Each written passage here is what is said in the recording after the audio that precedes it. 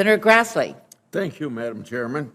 When I bring up the word whistleblower, I don't do it in the sense of the legal sense of the word whistleblower, but I always try to get people like you to listen to what's going on in the department and take an action on it so people don't have to become what you call official whistleblowers.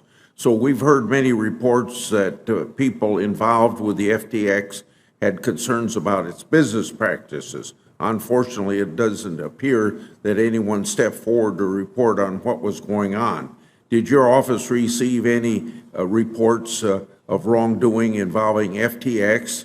And if not, do you believe employees would have stepped forward if the program was better publicized? Senator, we did not receive any tips or whistleblowing activity about FTX, and we looked at that very thoroughly over the past few months to ensure that was the case, and that is in fact the case. We did not receive anything. Certainly appreciate your support of our whistleblower program. It has been extremely effective in supporting our enforcement division and the enforcement actions we've brought at record-breaking numbers. We do everything we can at the agency, but I will commit to do more than we're doing to ensure that whistleblowers feel safe and protected and that they can come to us without fear of retribution. Since we got my bill passed, do you have the money to pay the whistleblowers? We are currently in a good place, but I think we do need to continue to work on making sure that the program is effective. The reason that we've had a challenge is not a bad reason. It's because we've rewarded so much money to whistleblowers and the cases we've brought have been so significant. I hope that continues because we have a huge participant pool and a lot of fraud that we need to police. But I appreciate your support in working with us, and we'll ensure that your bill is passed and it supports the program and that we can continue making these significant payments to whistleblowers. You told us in previous testimony how many times you met with representatives of FTX. Sam Bankman said that he had spent tens of thousands of hours with the CFTC. In regard to you personally, have you made your calendar public? And if not, when could we expect that to happen? Thanks, Senator. As I mentioned to Senator Stabenow, we've taken an initial look at my calendar, and as I said, we've had, over the past 14 months, 10 meetings with Mr. Bankman-Fried and his team. There were 2 phone calls and a few messages, all related to either scheduling the meetings or giving us information about an application. And I would just emphasize that to you. The relationship that the CFTC had with FTX was about the regulated clearinghouse, LedgerX. It had nothing to do with the activity that was happening offshore or the spot exchange, which we don't regulate. As I said, they were dogged in their approach to getting this clearinghouse application approved, which meant Mr. Bankman-Fried and his team meeting a lot of CFTC staff over the course of many, many weeks and months, and many meetings, as I said, 10 meetings with me and other communications to just share information with us, update information about the application, and doggedly give us as much information in advocacy of their application. That said, we'll take a fresh look given the initial review and get that up to the committee as soon as possible. In regard to just what you said about Ledger, and I think you've answered some of my questions, but did the CFTC ask for any financial information or organizational charge?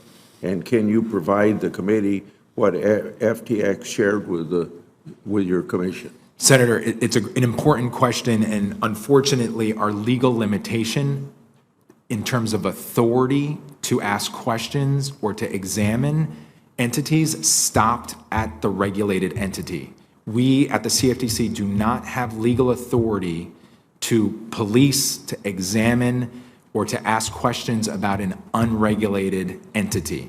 The only circumstance is if we get a whistleblower tip, if we get a referral, or if we have information that is going to meet the test to get a subpoena in court after passing the commission vote. That's the only way we could then start asking questions and use subpoena authority to start investigating or examining a non-registered entity. And this really goes to the heart of an issue that we have right now. But I will say, in contrast, that legal limitation is the same reason that customer money in the LedgerX entity is safe and it is where it's supposed to be. But I certainly look forward to working with you if you'd like to see if there can be a change to that authority. But it is a delicate balance that we have to approach. But to repeat myself, there is no existing authority to ask questions beyond the regulated entity.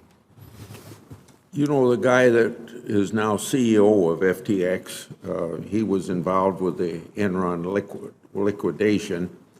He said he's never seen such a complete failure of corporate controls and complete absence of trustworthy financial information. So getting back to what Bankman-Fried said about FTX spending tens of thousands of hours with the CFTC, I'd like to know, how did the CFTC miss this complete lack of corporate control?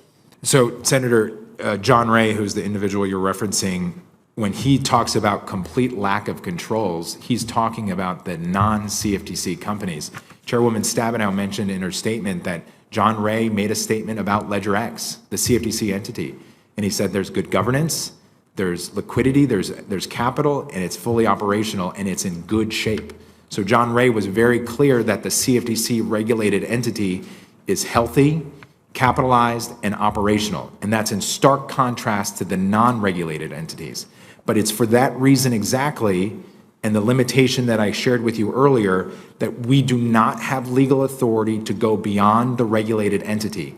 And since the regulated entity was fully in compliance, fully operational, and met all of the legal requirements of the CFTC, we had no basis or reason to sort of pierce through the entity and start fishing or asking questions about affiliate entities or non-CFTC registered entities. In regard to the bill that was introduced in August or sometime this summer, and if you've been working with people on that legislation, is there anything in that legislation that ought to be rewritten from what we know now from FTX? Senator, thanks for the question. Certainly, given the circumstances of the past few weeks, I think we should take a pause and look at the bill and make sure there are no gaps or no holes. We're going to learn more information about FTX in the coming weeks, and we will certainly take that information and share it with the committee. Two things that have come to mind in terms of what we've learned thus far and where the bill may be strengthened: disclosures around financial information of the entity,